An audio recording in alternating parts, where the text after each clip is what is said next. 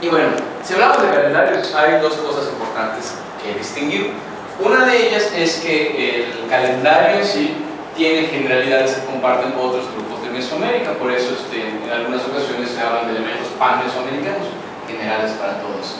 Pero también hay que recordar que cada grupo tiene sus particularidades y adapta a su manera algunos principios que no son de otros. Es decir, esos son algunos detallitos que hay que considerar cuando hablemos de esto.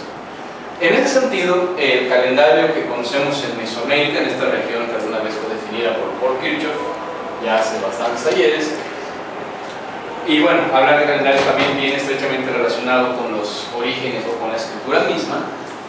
Se ha propuesto, y hay una evidencia que nos sugiere con bastante fuerza, que todo esto viene de regiones del Istmo o Istmeyas, y Olmecas, si también se les puede llamar, que más o menos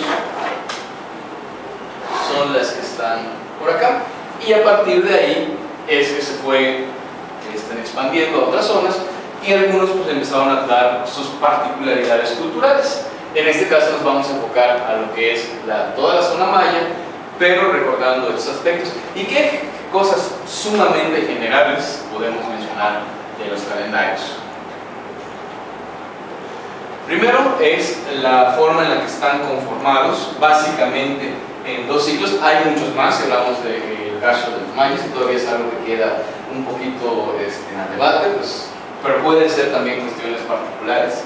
En este caso, pues podemos decir de manera general que está compuesto por un ciclo de 365 días y otro de 260 días, algo que para muchos ya es más que conocido. Y otro aspecto importante a señalar es que entre la relación que hay entre los diferentes ciclos, se perdió por el color, el de 365 días se encuentra con el de 260 cada 52 años o 52 ciclos de 365. Pero si lo medimos en estos ciclos, al ser más corto, requiere más tiempo. Así que el equivalente a 52 años de 365 serían, para que no se ve, 73 años de 260 días. Corren de manera simultánea. Entonces, en este sentido, pues aquí tenemos algunos de los aspectos. Y yo quisiera resaltar una de las particularidades que aquí lugar está. Sí, gracias. ¿Sí?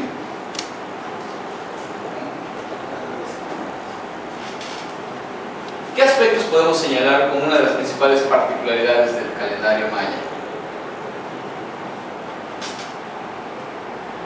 Es que el calendario maya cuenta con un punto de partida, que eso permite hacer cuentas a distancias muy grandes, tanto hacia el pasado como hacia el futuro.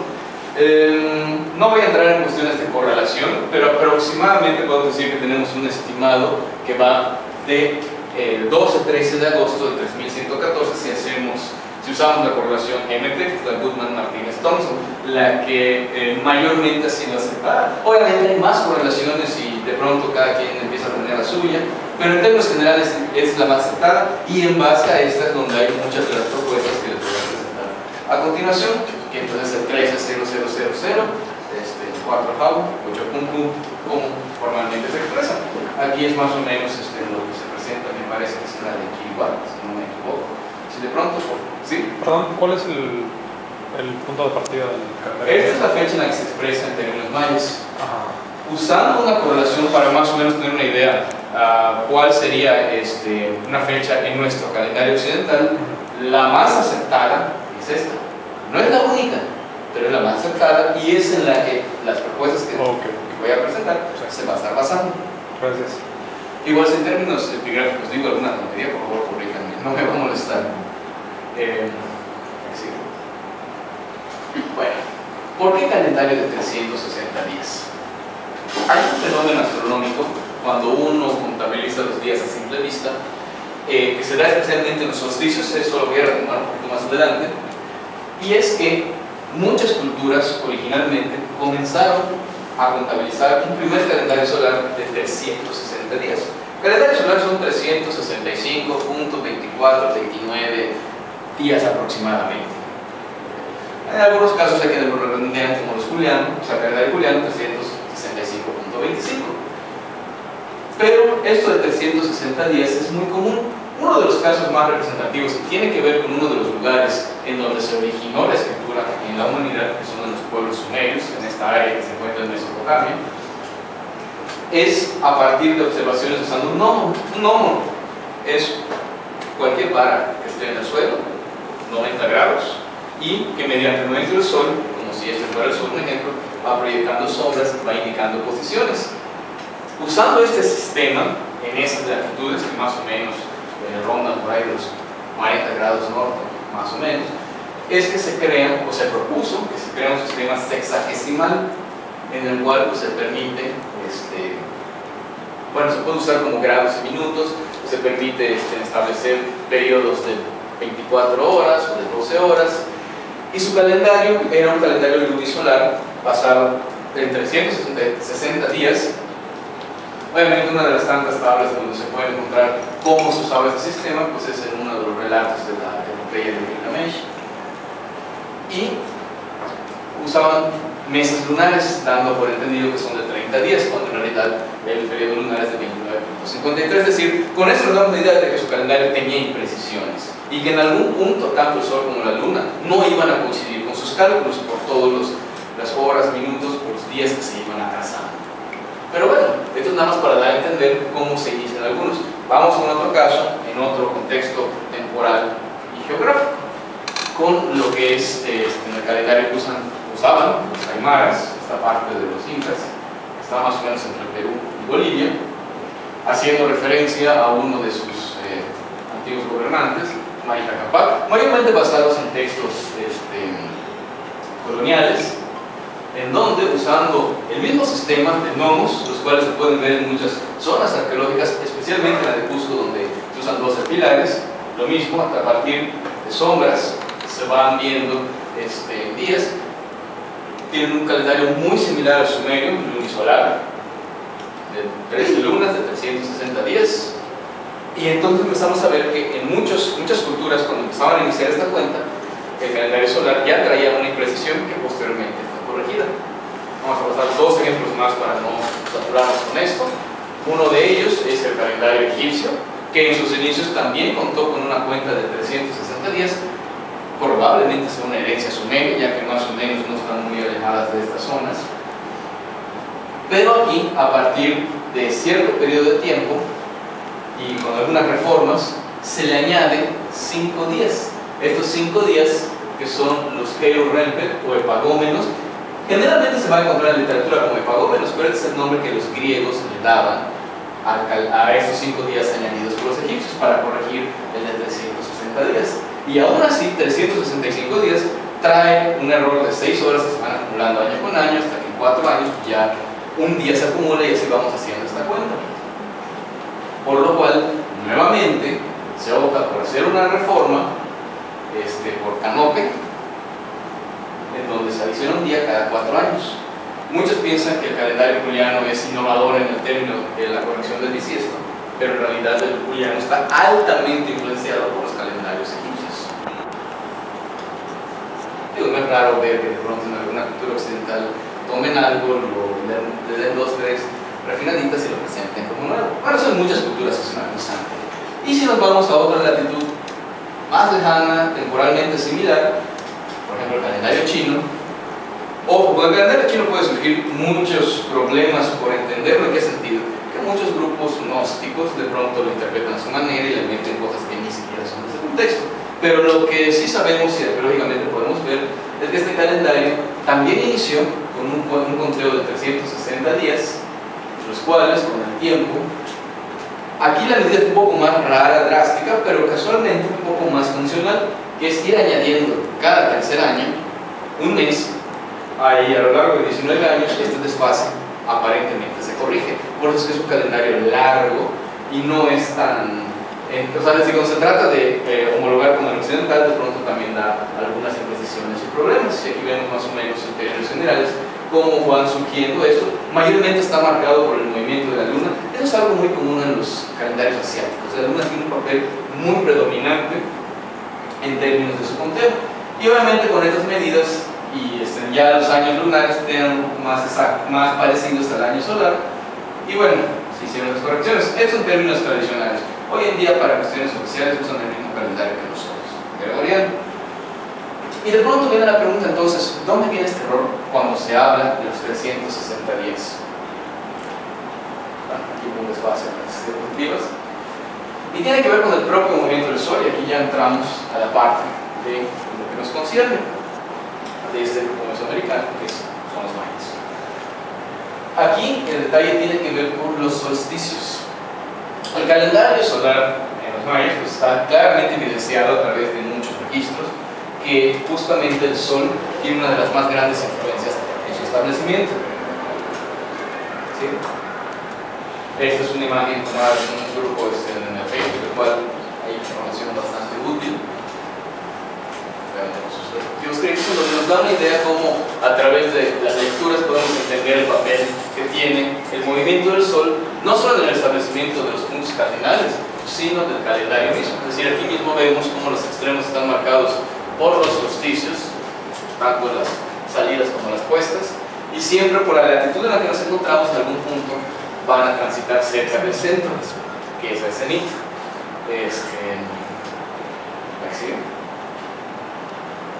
Para que quede todavía más claro, si nosotros nos vamos a una latitud ecuatorial, el único día que es el equinoccio es el mismo en el cual el Sol va a pasar por el cenit, que es exactamente a 90 grados de nuestras cabezas. En la medida que nos vamos yendo más al norte, la misma inclinación, que es la latitud norte, es correspondiente a la inclinación que va a tener el movimiento que vemos desde la Tierra del Sol. ¿Qué quiere decir? Que aquí, como estamos, acá está a 20 grados, más o menos está Chichén cerca, una 21, por ahí. El día que sea el cenit no corresponde ni con equinoccio ni con solsticio, es una fecha entre los dos. Mientras más al norte nos vayamos, más pegadita va a estar la fecha al solsticio. Va a haber un punto en el cual, en una latitud muy al norte, como en Inglaterra, 51 grados, el Sol ya no pasa por el cenit. Ellos no conocen lo que es esta fecha. Obviamente por eso no hay tanto calor allá, porque es como un reflector que tengamos exactamente en nuestra punta, arribita de nosotros. Pero si se dan cuenta, por ejemplo en esta latitud que es la nuestra, en el movimiento casi da la apariencia de que el Sol pasa por el centro cercano a él. Es decir, aquí vemos cómo este diagrama solar anterior corresponde con una explicación abstracta del movimiento del Sol. Pero fíjense de este aspecto, los solsticios. Si se dan cuenta, en el de verano el Sol tiene más tiempo exponiéndose que en el invierno. Obviamente aquí en el norte es totalmente extremo y ni qué decir en los polos. En el polo sur se invierte. Y esto crea ese efecto por el cual aparentemente nosotros contaríamos, si lo vemos a simple vista, un calendario de 360 días. ¿Sí? Por ejemplo, pues, ¿cómo registraban este movimiento? Pues hay bastantes estructuras. Aquí quiero poner las más conocidas, pues el equinoccio en Chichén Itzá, en el castillo. El solsticio en una estructura similar en el castillo de Mayapán, solsticio de invierno, el 21 de diciembre, cuando se ve esto. Y claro, estructuras que sirven para marcar el tiempo en todas las estaciones. En este caso es de la subestructura 7, si no me equivoco, de Huachactú, que es conocido como el observatorio de grupos E, es decir, una fuente de... O sea, bueno, originalmente se había dicho que la punta era el lugar de observación, cosa que no es así, sino es en la base de donde está la estela. ¿Qué es lo que veríamos desde allá? Sigue.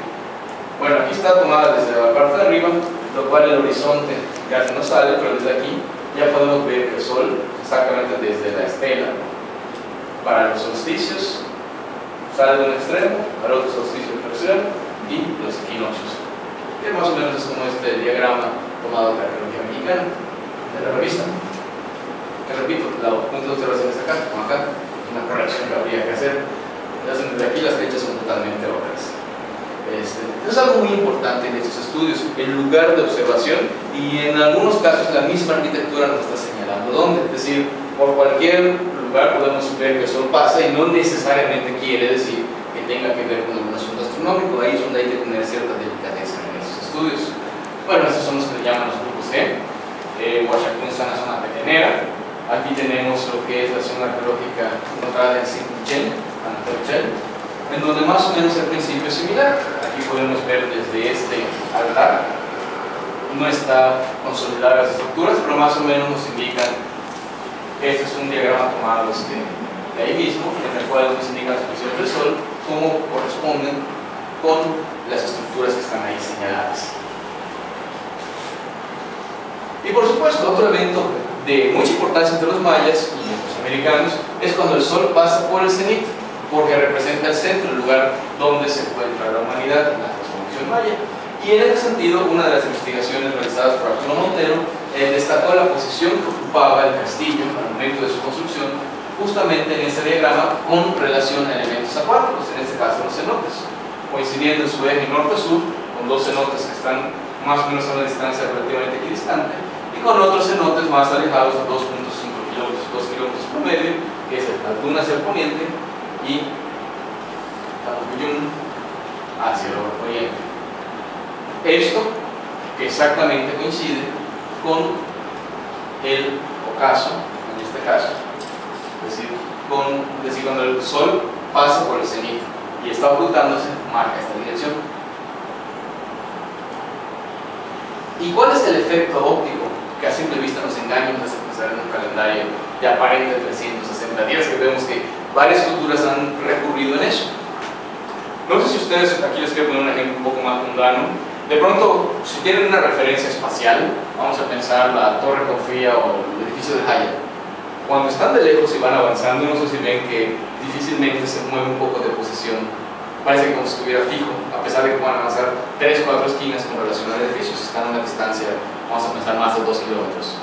¿Qué pasa cuando se acercan y avanzan una esquina? De pronto el edificio ya se movió a otro lado. Bueno, ustedes son los que están moviendo, pero aparentemente del campo visual ya se alejó. Mientras más cerca es más difícil. Hay una cierta constante en ese efecto que podemos ver. Cuando estamos a las distancias equinocciales, es cuando estamos más cerca del Sol. En los solsticios nos alejamos más, aunque nosotros lo que vemos desde aquí es que como si fuera el Sol. Pero en el momento en que, cercano a la feria, que más o menos vemos en estas fechas, por la forma en la que está inclinada la Tierra, en el solsticio de verano, vemos que el Sol se detiene y en 5 días, aproximadamente de 3 a 5 días, no parece avanzar. Si nosotros nos dedicamos a contar los movimientos que hace el Sol a lo largo del Sol, del año solar, vamos a ver que exactamente en los solsticios, si estamos en latitud norte, en el solsticio de verano, parece que ahí se detiene y de pronto otra vez empieza a avanzar. Y pueden pasar 3 hasta 5 días sin que se mueva mucho y de pronto ya empezamos a ver movimientos más marcados. Este es un efecto visual que parece ser recurrente en muchas de las culturas de la latitud norte, y al contrario, en la latitud sur, hacia el solsticio de invierno, por la forma en la que está, en donde se da este error. Obviamente con el tiempo se aplican soluciones similares, y no por eso quiere decir que hayan tenido contacto, sino son cuestiones que vamos viendo que se van desfasando, y haciendo números, haciendo cálculos simples, nos vamos dando cuenta entonces que sí hay unos días que se están perdiendo en la observación, y ahí es donde se ajustan estos días, estos 5 días adicionales, que parece ser una constante, que después de este error se juntan 5 y hay más precisión, y después ya vienen otros ajustes como el bisiesto, y ahí van correcciones. ¿Por qué de pronto algunas culturas llegaron a esa solución y otras no? Porque en el desarrollo de la misma, las necesidades observacionales, agrícolas, etcétera, son las que pueden promover esto, o también porque simplemente son conquistados y no permiten que tengan un desarrollo propio, sino se les impone. Bueno, esto es un poco en términos del calendario solar. Ahora vamos a otro calendario, otro ciclo mejor dicho, pero que sería mal llamado calendario, que es el de 260 días. Y orígenes todavía no queda claro, todavía es un asunto pendiente que se sigue debatiendo y que no llegamos a una solución concluyente. E ideas hay muchas. Una de las más popularizadas es que tiene que ver con la gestación humana, ¿no? La gestación humana. Pero la gestación humana es totalmente irregular, y creo que las personas que han tenido hijos saben, o sea, en los periodos que pueden estar esperando, semanas programadas no siempre coinciden, y ante esa, digamos, inestabilidad de días, pues es muy difícil sostener que pueda estar basado en ellos. Otro que tendría que ver con el movimiento de la luna, aparentemente, pero también su inexactitud en cuanto a su observación nos da ciertas imprecisiones que, aunque nos aproximamos un poquito más, como 265 días y medio, 266, no nos da esta cantidad exacta y, bueno, pudiera ser una explicación. También la he visto con cierta recurrencia, pero es de todas la menos creíble, ya que, primero, si observamos Venus desde la Tierra, el periodo que tenemos es de 584 si lo queremos poner en números cerrados. De lo contrario, tendremos que las fracciones astronómicas son 583.92. Hay que decir, pero es que no están considerando el periodo siderio, que es cuánto tarda la órbita de Venus alrededor del Sol. Sí, pero para que a simple vista se llegue a ese periodo, tendríamos que habitar Venus. Y yo creo que aquí ya salimos totalmente del contexto de la posibilidad, aún así hay gente que lo sigue diciendo. Y finalmente, una de las otras recurrentes, que no nos dan prácticamente el origen, pero nos explican la relación matemática, es justamente si tomamos en cuenta este periodo de 360 días, los días que se adicionan, en este caso los Guayel en términos mayas, si los vamos acumulando en un periodo de 52 años, obtenemos 260. Pero podría ser una opción, aparentemente es más viable. Pero resulta que también hay otra que tiene sus propias explicaciones. Esta fue considerada por el geógrafo suizo Vincent Malmström, el cual, inicialmente tomando únicamente datos etnográficos, llegó a la misma. ¿Y en qué consistían estos datos etnográficos? En que empezó a ver cuáles eran un evento que era solar y que fuera tan importante para los mayas, tan celebrado igualmente, y es que el día que el sol pasa por el cenit, en muchos grupos mayas siempre hay festividades mayormente asociadas con la agricultura. Y si es el paso del sol por el cenit la pieza clave para determinar el calendario de 260 días, según su latitud, esto le iba aportando ciertas posibilidades, y una de ellas fue que para que en el día, el primer paso del sol por el cenit se repita a partir del segundo, es decir, pasa el sol por el cenit en una latitud de 15 grados, que sería el 29 de abril aproximadamente, llega el solsticio de verano, el segundo paso del sol por el cenit, que es el 13 de agosto, la cantidad de días que requieren de este punto para regresar acá son 260. Bueno, puede ser una coincidencia geográfica. Empieza a revisar los datos arqueológicos y empieza a ver que hay algunos sitios del preclásico muy importantes que más o menos andan por esa latitud. Entre ellos está Izapa, que está aquí señalado, Talí-Baj, que creo que ya se menciona al revés, Caminalguyú. Copán tiene una posición preclásica, pero no es propiamente preclásico, aún así como referencia está acá, y puse como referencia Pichatu, que está a 21 grados, nada más para ubicarnos geográficamente las distancias. A partir de eso proponen que este inicio del calendario pudo haber estado gestado en estas regiones durante el preclásico. Y bueno, es una propuesta más, y ya con esto tenemos un punto general, y así van a ir surgiendo un montón. Vamos a explicar esta más adelante, aunque pudiera tener cierta lógica, obvio, compatible. ¿Sí? Estadísticamente hablando, en estudios arqueastronómicos, los trabajos del eslavo Iván Sprague y el mexicano Pedro Sánchez Nava le dieron a la tarea no solo de ir midiendo estructuras, sino también ir agrupando alineaciones en fechas y ordenarlas estadísticamente. Aquí está la fuente para cualquiera que quiera consultarla. Se descarga muy fácilmente desde cualquiera de estos, bueno, desde el Google lo ponen y ya la van a encontrar fácilmente. Entonces, usando las herramientas estadísticas, que no quiere decir que sean 100% objetivas, porque ya saben que la estadística puede usarse para engañar, pero de alguna manera nos da una idea, nos habla de ciertas tendencias, y en base a eso, aquí resumiendo, súper resumiendo el trabajo de estos investigadores, de estos arqueastrónomos, nos presentan estas primeras estas recurrencias que hay en estos eventos. Uno más, lo tenemos.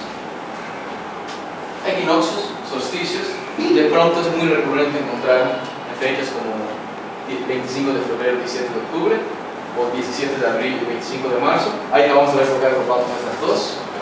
Los pasos del sol por el cenit, las fechas del 29 de abril, 13 de agosto y 29 de octubre, 12 de febrero. Las pongo acá porque están en pares. Repito, que vamos a explicar cómo está esto. 9 de abril, 2 de septiembre, 9 de octubre, 4 de marzo. ¿Cuál creen de todas esas fechas que sean las más comunes, las que son altamente recurrentes? uno diría, bueno, los equinoccios es lo que conocemos, es lo más publicitado, es lo más, bueno, donde acudimos o a contemplar o a cargar energías, o cada quien sabrá para qué va cada uno de ellos. Y resulta que solo el 5% de las alineaciones que fueron analizadas son equinocciales, es decir, de todos los eventos astronómicos es el más escaso que hay, es casi la excepción.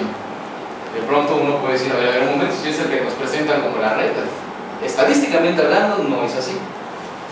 Y estoy hablando de investigaciones que cumplen con los protocolos científicos, seguidos de los solsticios, que solo son un 9%, repito, de lo que se ha estudiado ahorita. Estos números pueden ir, bueno, van a ir variando o van a mantenerse según vayan habiendo nuevas investigaciones.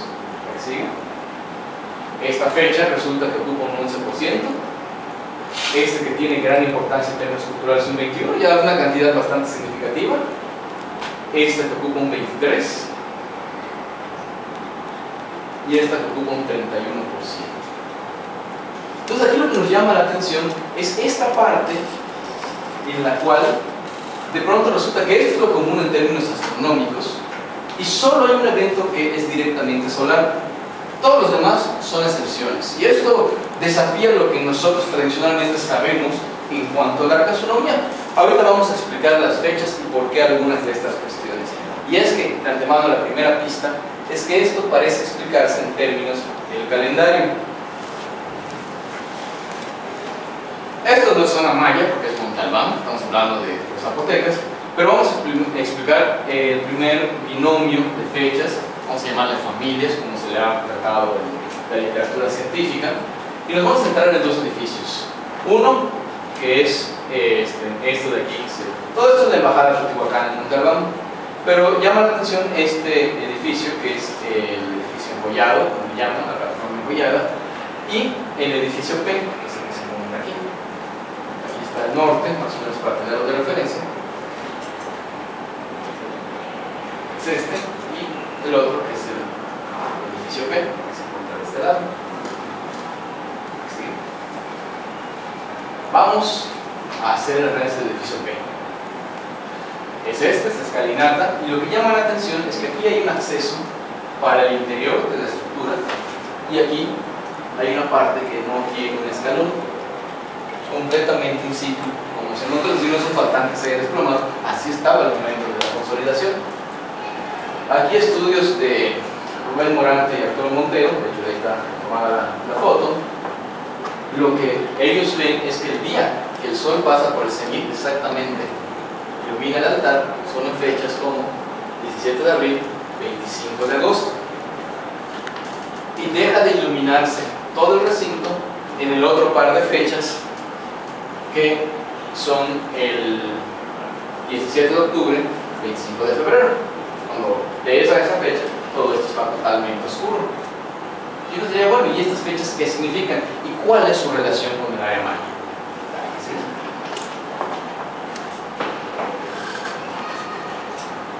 Es el edificio engollado, el cual el sol ilumina unos restos de pintura mural que había justamente por acá, los cuales ya no existen por el mismo deterioro al exponerse. Se llaman engollado por estas decoraciones que tiene esta parte, pues se le conoce como la embajada de Teotihuacán, pues se encontró material de procedencia teotihuacana en enormes cantidades por acá. Vuelven otra vez las mismas fechas, y de aquí nos trasladamos a Mitla. Las mejores explicaciones están en esta área, y ahorita, repito, voy a interesar en el área maya.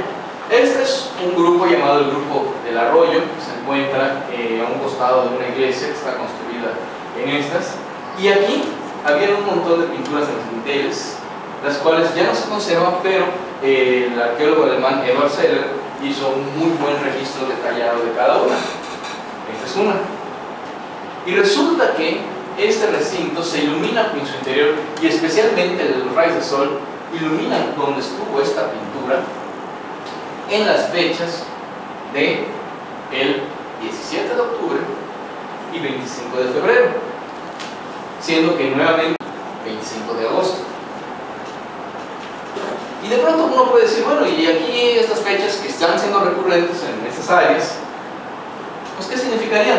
sobre todo iluminando una pintura que pues parece tener un gran significado astronómico. Pues aquí hay un sol, acá hay como unos tipos de estrella, más o menos podría ser la estrella de Venus, considerada como estrella obviamente en estas épocas, unos personajes que están aquí como amarrando una soga al sol. Y si uno empieza a revisar las fuentes históricas de la época de la colonia, hay un diccionario muy completo que hizo el fraile Juan de Córdoba, uno de los primeros frailes dominicos que llegaron a esta región, y en ese, de pronto en la lectura empieza uno a encontrar, cuando habla del calendario, que hay una manera de contar periodos de 65 días llamados cosijo. ¿Sí? Cosijo para los zapotecas es el equivalente maya de Chakra, es el dios de la lluvia, del trueno, etcétera, etcétera, o el Tlaloc del centro de México. Y bueno, es una efigie de Cosijo en el Museo Nacional, y él decía que estos periodos, como denominados cosijos de 65 días, los denominaba, según las lenguas indígenas, zapotecas, como el amarre de los años. Bueno, pues aquí hay unos personajes que están como que amarrando al sol. Aquí. Y calendáricamente, ¿qué nos da? Si hacemos una línea imaginaria del movimiento del sol en este par de fechas, ¿sí? Poniendo que aquí está el equinoccio, los solsticios y la línea del solar. Si partimos de este par de fechas, partiendo del equinoccio al 17 de octubre, tomando en cuenta que el evento del solsticio de invierno, sin importar, sin tener un lugar de observación, sabemos que es un día fácil de detectar porque es cuando el día está, el sol está más al sur, no puede ir más al sur. Después de eso, vuelve a regresar, que sus celebraciones estaban divididas en dos partes de a 65 días para completar un periodo de 260 días, es decir, dividiendo en 4 partes este periodo son 65. Lo mismo se repite del otro lado. Es decir, si el sol aparece en este lugar, a los 65 días llega el solsticio de invierno y a otros 65 llega el mismo, repitiéndose exactamente. Es decir, aquí vemos la relación que tendría con el calendario. Y ahora viene la otra pregunta: ¿qué relación tiene en el área maya? Si este parece ser un evento puramente zapoteca, mixteca. Al menos ahí tenemos una explicación más clara. Pero, por ejemplo, haciendo mediciones en la pirámide de la de Vilna-Uxmal, aquí donde está el monstruo de la tierra, ¿no? El que está representada las fauces de...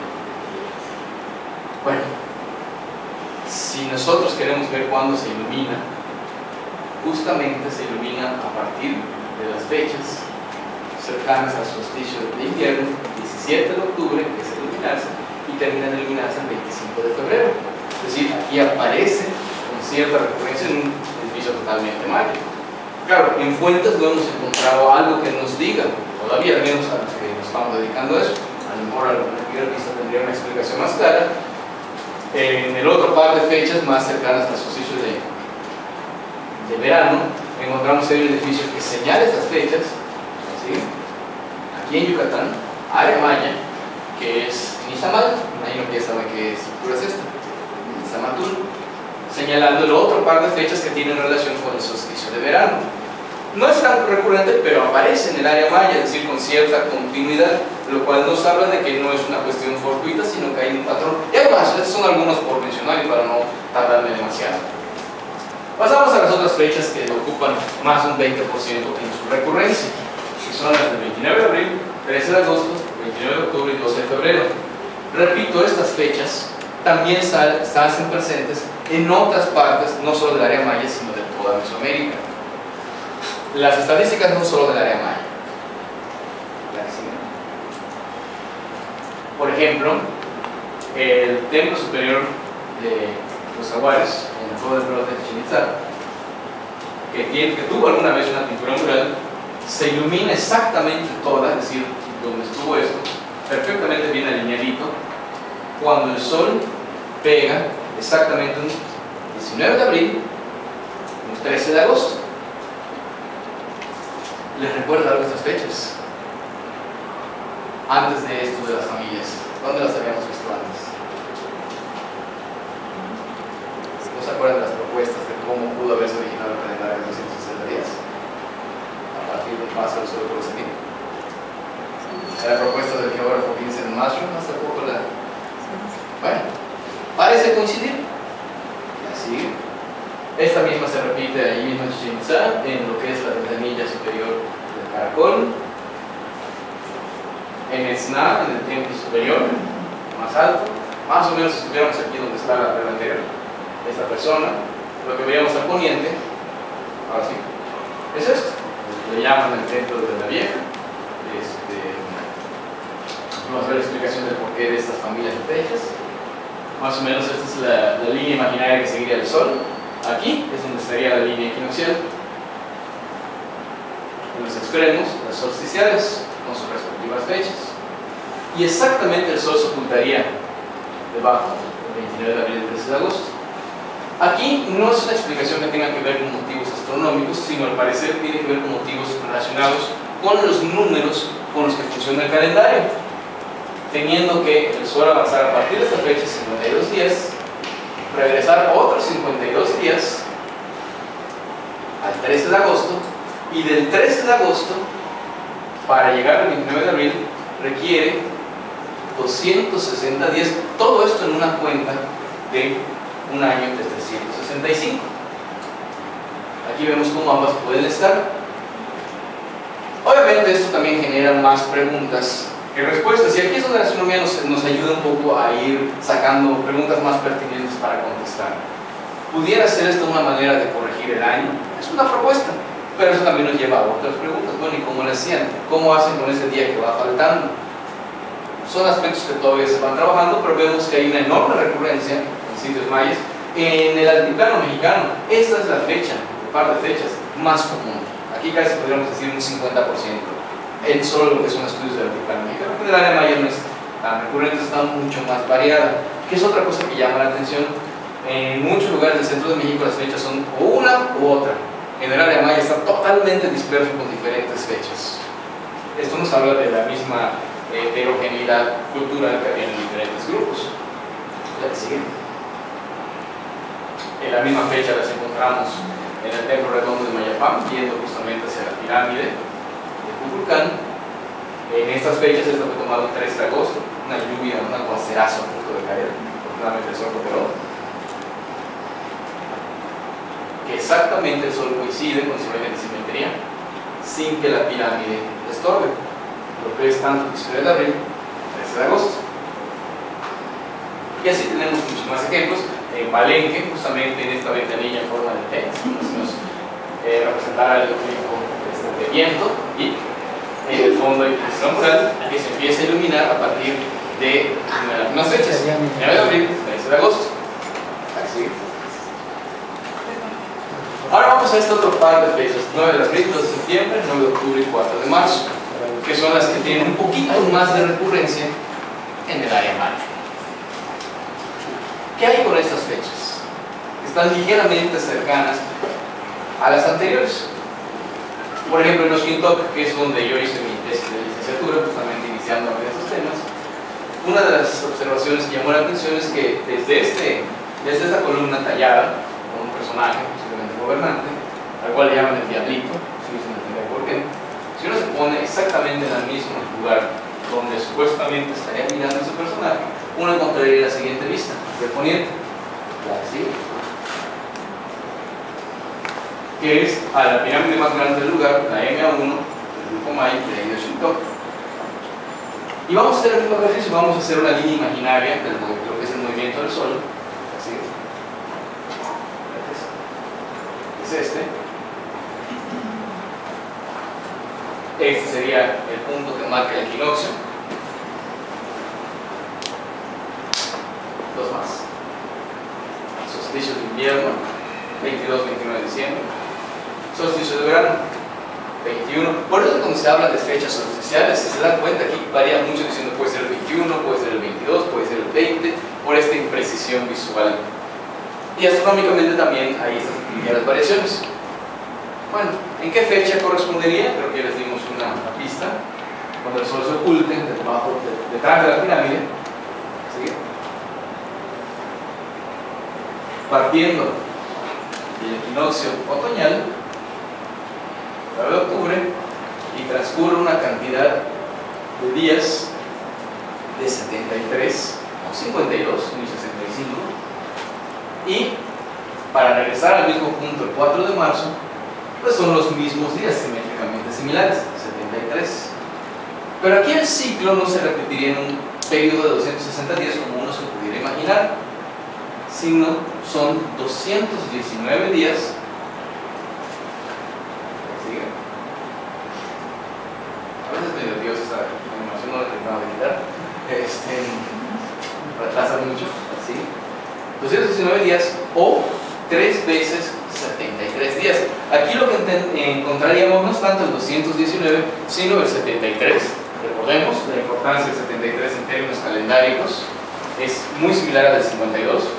¿Cuántas vueltas necesita el calendario solar para alcanzar al ciclo de 260 días?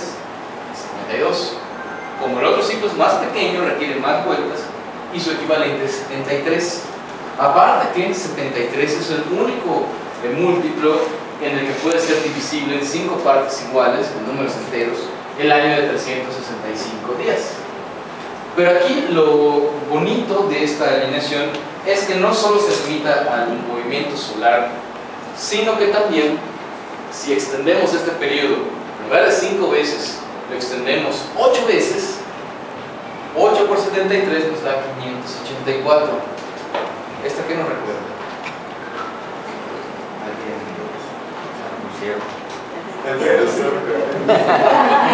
Ya lo puso, es el periodo en el que, supongamos, si vemos a Venus por acá, porque Venus se puede extender más allá del Sol, en 584 días estará rondando exactamente por la misma área. Y lo mismo de cualquiera de las posiciones extremas que veamos de Venus. Entonces tenemos como el movimiento solar también nos sirve para calibrar el movimiento de Venus, o al revés, como quieran. Y eso es lo que se ve justamente en estas fechas, el 9 de octubre y el 4 de marzo. Esto también es uno de los un poquito más recurrente que la otra familia que les había señalado. ¿Sí? Ahí mismo en el Shintok, el valle de vapor restaurado del grupo Akanul, el cual está mirando justamente hacia el oriente, el Sol perfectamente alineado en las mismas fechas, 9 de octubre, 4 de marzo. Si lo queremos ver desde arriba, perfectamente señala el centro. Aquí el diario por esto lo sigue mencionando como un equinoccio, pero ustedes ven el equinoccio, por aquí va a estar iluminando, no llega a centrarse. Y las líneas solsticiales se registran en los extremos, como se puede ver en la foto. Es decir, aquí lo importante es ver cómo este tipo de fechas no son realmente astronómicas, sino están marcando principios básicos del calendario. Esto mismo lo podemos ver en el observatorio de la estructura 6A de Akanké, que es el único que conecta el SACD que se conoce hasta ahorita de la ciudad, que lleva las estructuras de los mascarones. Inició con una subestructura, la cual la parte de arriba, el derrumbe, no indica que haya estado techada, sino que estuvo a la intemperie. Y esta, por lo general, cuando se construye una estructura sobre otra, por lo general suele clausurarse. Pero en este caso, la evidencia arqueológica de las excavaciones hace que, se encontró que las ofrendas halladas en el interior mayormente son contemporáneas a las de la estructura la cual se le sobrepuso, lo cual nos daría una pista aparentemente de que este pequeño recinto todavía seguía en funciones a pesar de ser sobrepuesto por otra estructura más grande. Y aquí no solo se podría observar en su interior, por estar hueco, el paso del Sol por el cenit, cuando está a 90 grados, sino que también presenta otra peculiaridad. Fíjense cómo este eje de simetría no coincide con el de la estructura. El de la estructura mira un poco más al norte y este un poco más al sur, casi pareciendo que este va a chocar acá, apenas liberando un muro. ¿Sí? Y lo que vemos, bueno, obviamente esto de tiempos prehispánicos estuvo techado, pero aquí lo que vemos es que en el recorrido del Sol, ¿sí?, exactamente antes de que el Sol se meta por lo que es una de las jambas, todas las estructuras ya estando techadas se oscurecerían al atardecer. Esto ocurre el 9 de octubre. A partir de aquí el solsticio de invierno, la estructura en teoría estaría totalmente oscura hasta llegar al 4 de marzo. y nuevamente es iluminada durante el resto de la trayectoria solar, que este es el solsticio de verano, pero de pronto nos sobra un pequeño espacio acá. El sol hasta aquí ya no puede ir más al norte. En este pequeño espacio es probable ver a Venus, porque el sol ya no alcanza a oscurecer, es decir, con su resplandor, a borrarlo del mapa. Se puede ver especialmente al atardecer, y esta misma fecha nos faculta la capacidad de que si nos extendemos en 8 ciclos más, podemos observar lo que sería más o menos por acá lo que es el planeta de Venus, o la estrella de Venus, como se le llamaría en tiempos prehispánicos. Este mismo evento, en estas mismas fechas, se puede observar al amanecer, el sol pasando por la superestructura 38 en Sviatun. Y aquí la pregunta que valdría la pena hacerse es si este grupo de fechas realmente son la solución a los problemas del desfase del Sol con respecto al calendario solar. Ya habíamos visto al principio de la presentación que este es un problema que se presenta prácticamente en todos los calendarios del mundo, o al menos en la mayoría de ellos, en los más complejos. Y muchas de estas culturas lograron establecer soluciones, una de ellas el año bisiesto. En el área maya todavía quedan dudas sobre esta solución, y aquí, por la recurrencia de estas fechas, al parecer pudieran servir para corregirla, ya sea usando el movimiento del Sol o utilizando el movimiento del Sol junto con el movimiento de Venus, en este caso. Y lo que también llama la atención es que en el área maya están todas estas familias de fechas distribuidas en diferentes temporalidades y sitios. Por lo general un sitio tiene cierta preferencia a un grupo de familias que otro, y sabemos que políticamente hay diferencias entre ellos. A lo mejor aquí pudiera establecerse dentro de los mapas políticos alguna coincidencia. Esa es otra de las preguntas que estaría por contestar. Y quizá pues otras culturas de Mesoamérica fueran un poquito más simples sus soluciones, pero siempre utilizando este sistema. Son varios aspectos que quedan, pero bueno, la propuesta es esta. Por eso se le llaman estructuras calendárico-astronómicas, porque no hacen referencia a lo que es el Sol en sí, sino a los principios del calendario usando el movimiento del Sol. Y eso pues es un aspecto que están proponiendo los estudios astronómicos para tratar de aportar alguna solución, sobre todo al origen de por qué en los calendarios mesoamericanos existe esta división y cómo se explicaría la presencia de los 260 días desde una posible perspectiva astronómica. Bueno, pues por mi parte es todo. Muchísimas gracias por haber asistido.